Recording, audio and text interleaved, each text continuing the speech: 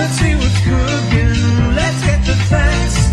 Let's see what's cooking. It's time for Yo-Yo Facts 12. Hi there, I get lots of questions about how I get the buttercream icing I use in my videos to be so white. Well, here's the buttercream icing recipe I use when I want white icing. I take a large bowl and I put in 1/3 of a cup of shortening and 1/3 of a cup of butter. The butter we have around here has a tendency to be quite pale, and that certainly will influence the color of your buttercream. I'm using the shortening and the butter to help whiten it a little bit. You can use all shortening if you want to make bright white icing, but I don't like that taste of the shortening icing as much as having the butter in there. I'm adding 4 cups of icing sugar or powdered sugar. It's a 500-gram bag, which is just a little over a pound. To this, you're going to add some flavoring. You need some kind of flavoring in frosting.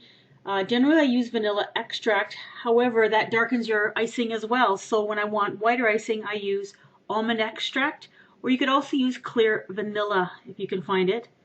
Then I'm adding 3 tablespoons of milk. You could also use water.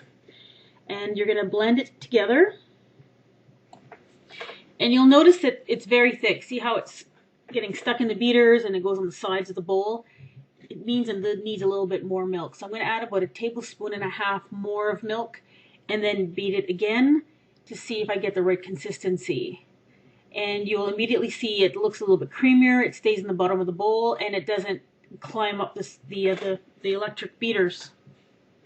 Now this part is the part that you will learn from experience about how much liquid to put in. If you put too much liquid and the icing is too runny, add a little bit more icing sugar.